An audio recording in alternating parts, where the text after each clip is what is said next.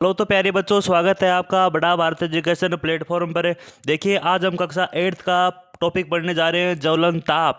ज्वलन ताप है। तो देखिए, ज्वलन ताप क्या होता है। ज्वलन ताप वो होता है जो किसी वस्तु को जलाने के लिए आवश्यक न्यूनतम तापमान है भाई। कोई वस्तु है, अगर आपको उसको जलाना है तो उसको एक तापमान देना पड़ेगा। तो जो न्यूनतम तापमान देना पड़ेगा उस वस्तु को, वही होता है ज्वलन ताप। तो मैंने लिखा है वह न्यूनतम ताप जिस पर कोई पदार्थ जलना शुरू करता है उसे अपन बोलते हैं ज्वलन ताप। समझ में आया क्या। वह न्यूनतम ताप जिस पर कोई पदार्थ जलना शुरू करता है उसे अपन बोलते हैं ज्वलन ताप बोलते हैं। देखिए, मैं एग्जाम्पल से बात करता हूँ। जैसे आपके पास एक पात्र है और इस पात्र के अंदर मिट्टी का तेल है, किरोसिनी तेल रखा है, और दूसरी आग के पास में पड़ी हैं बहुत सारी मोटी मोटी लकड़ियाँ। अब दोनों को आप माचिस की तीली से आंच दिखा रहे हो, ज्वाला दिखा रहे हो, तो ये बताओ आप लकड़ी में से और मिट्टी के तेल में से पहले कौन जलेगा।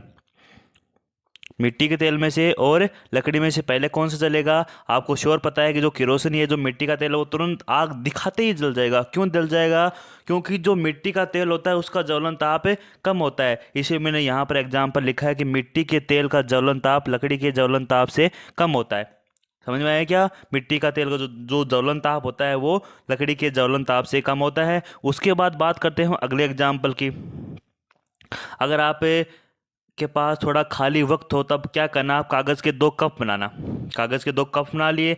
एक को खाली रखना है और दूसरे को पानी से भर देना है और दोनों के नीचे एक मोमबत्ती जला देना है। आप देखेंगे कि जिस कप में अपन पानी भर रहे हैं वो कागज़ नहीं जलता, और जो खाली कप है वो आराम से जल जाता है। क्यों जलता है? क्योंकि जो खाली कप का जो कागज़ है उसको गर्म करने पर उसका ज्वलन ताप तुरंत प्राप्त हो जाता है, इसलिए वो जलना स्टार्ट हो जाता है। लेकिन जो पानी से भरा हुआ कप है, जो पानी से भरा हुआ क्या है भाई, कप है, वो कागज़ से गर्म होगा और अपनी ऊष्मा को इस पानी के अंदर ट्रांसफ़र कर देगा, और खुद की ऊष्मा को कम खुद की जो ऊष्मा है उसको पानी में ट्रांसफ़र कर दिया। खुद का तापमान है वापस से कम।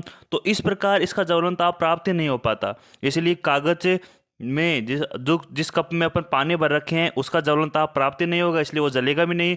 और जो खाली कागज़ का जो कप है वो आराम से जल जाएगा। क्यों जल जाएगा? क्योंकि उसको ज्वलन ताप तुरंत प्राप्त हो जाएगा। उसके बाद देखिए हमारी अगली स्लाइड, जिसमें हम इसको बड़ी डिटेल से चित्र से समझा रहे हैं। यहाँ पर एक कागज़ का कप ये है, दूसरा ये, इसके अंदर हमने क्या भर दिया, जल भर दिया और इसको खाली रखा। तो देखिए, जैसे अपन मोमबत्ती को इसको जलाएंगे तो ये जलेगा नहीं। क्यों नहीं जलेगा? क्योंकि पानी जो कागज़ है ये अपनी ऊष्मा को इस जल को दे रहा है और खुद अपने ज्वलन ताप तक नहीं पहुंच पाता। जबकि जो खाली कप है वो अपनी ऊष्मा को यहीं पर रखता है कागज़ के अंदर ही, और तुरंत ज्वलन ताप को प्राप्त कर लेता है। इसलिए जो खाली कप है वो तुरंत जलता है और जो पानी से भरा हुआ कप है वो नहीं जलता। इसके बाद अपन बात करते हैं अगली स्लाइड की। तो देखिए, वो है हमारा जो पॉइंट है वो है ज्वलनशील पदार्थ है। बड़ा आसान सा पदार्थ है, आराम से सुनते जाइए, दिमाग में बैठ जाएंगी चीज़ें। ज्वलनशील पदार्थ, देखिए ज्वलनशील पदार्थ क्या होते हैं। ज्वलनशील पदार्थ नाम से ये जलने वाले पदार्थ है, वे पदार्थ जो जल सकते हैं आराम से वो होते हैं ज्वलनशील पदार्थ। जैसे आपके पास लकड़ी, पेट्रोल, डीजल, केरोसिनी, ये सभी ज्वलनशील पदार्थ है। जबकि जो आपके पास जैसे कि पत्थर हो गए, पत्थर हैं, और लोहे के कीले हैं आदि, जो ये पदार्थ हैं ये जलते नहीं हैं। कांच ज्वलनशील पदार्थ नहीं है।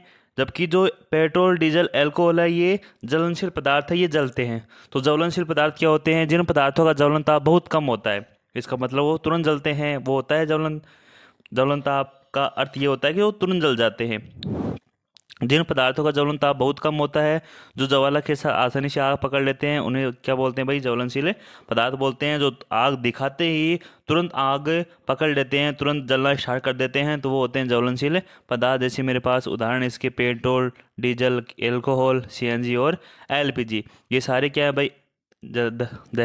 दहनशील या ज्वलनशील पदार्थ है। उसके बाद देखिए अगला पॉइंट है दहन के लिए आवश्यक शर्तें। दहन के लिए आवश्यक शर्तें। दहन होता है किसी वस्तु के ऑक्सीजन के साथ अभिक्रिया करवाना, या फिर होता है उसका अर्थ जलना। अब देखिए, दहन के लिए अपन को 3 शर्त चाहिए भाई, 1, 2 और 3। हमारे लिए 3 शर्तें आवश्यक होती है दहन के लिए। पहली शर्त क्या है कि जो जिस पदार्थ का अपन दहन कर रहे हैं वो ज्वलनशील होना चाहिए। ऐसा नहीं कि जिस पदार्थ का अपन दहन कर रहे हैं वो ज्वलनशील ही नहीं है, वो जलता ही नहीं है। जैसे आप पत्थर का दहन कर रहे हो तो पत्थर जलता ही नहीं है, तो उसका ज्वलन दहन कहाँ से होगा। तो सबसे पहली आवश्यकता यह है कि अपन को अगर दहन कराना किसी चीज़ का तो हमारे पास ऐसी वस्तु होनी चाहिए जो जल सके, अर्थात ज्वलनशील पदार्थ होना चाहिए हमारे पास। तो पहली शर्त तो ये है दहन के लिए, तो मैंने लिखा है कि ज्वलनशील पदार्थ की उपस्थिति। उसके बाद देखिए दूसरा दूसरा अगर किसी पदार्थ का अपन दहन कर रहे हैं तो वहाँ पर ऑक्सीजन की सप्लाई बहुत आवश्यक है। ऑक्सीजन की सप्लाई बहुत आवश्यक है। अगर अपन दहन करा रहे हैं किसी वस्तु का और वहाँ पर ऑक्सीजन की सप्लाई बंद कर देते हैं तो उस वस्तु का दहन नहीं होगा भाई, उस वस्तु का दहन नहीं होगा। तो इसलिए दहन के लिए ऑक्सीजन आवश्यक है। अगर आपको किसी वस्तु का दहन करवाना है तो उसके लिए आपको आवश्यक ऑक्सीजन बहुत ज़रूरी है। तो यहाँ पर दूसरी जो शर्त है वो है ऑक्सीजन की उपस्थिति।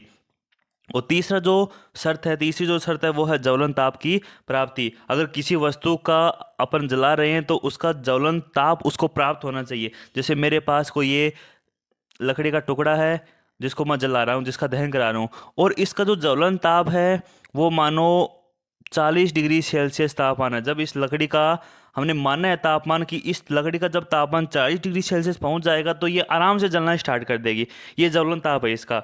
लेकिन हम इसको नीचे से गर्म कर रहे हैं और उसका तापमान पहुंचा ही नहीं, इतना कम ही रहा, तो क्या जलेगी क्या ये? तो नहीं जलेगी। तो किसी वस्तु को अगर अपन जला रहे हैं तो इसका ज्वलन ताप तक पहुँचाना आवश्यक है, इसके ज्वलन ताप तक इसको पहुँचाना आवश्यक है। तो तीसरी जो शर्त है वो है ज्वलन ताप की प्राप्ति। जैसे कि मैंने इसको ऑक्सीजन को और डिटेल से समझाऊं कि अगर किसी पदार्थ का आपको दहन करना है तो वहाँ पर ऑक्सीजन की सप्लाई आवश्यक है। अब कैसे सप्लाई है? जैसे कि आपके फ्रेंड को आग लग जाए, ऐसा हो नहीं, मानो आग लग जाए और आप फिल्मी स्टाइल में उसको बचाने की कोशिश करो, तो कैसे करोगे? तुम अपने घर से कंबल ले जाना और इसके ऊपर डाल देना, वो आग बुझ जाएगी। क्यों बुझ जाएगी? क्योंकि वहाँ पर ऑक्सीजन की सप्लाई है वो बंद हो जाएगी। ऑक्सीजन की सप्लाई बंद हो जाएगी। अगर ऑक्सीजन की सप्लाई बंद हो जाती है तो उसका दहन भी होना बंद हो जाता है। जैसे मैंने इसका चित्र भी उतारा है, यह आपका भाई मित्र है जिसकी आपने जान बचा ली कंबल उड़ाकर। क्यों? क्योंकि यहाँ पर आपने ऑक्सीजन की सप्लाई बंद कर दी, इसलिए उसका दहन होना बंद हो गया। ठीक है, अगर आपको वीडियो अच्छा लगा तो वीडियो को लाइक कीजिए, चैनल को सब्सक्राइब कीजिए। इसी प्रकार की वीडियो आपको प्राप्त होती रहेंगी। धन्यवाद।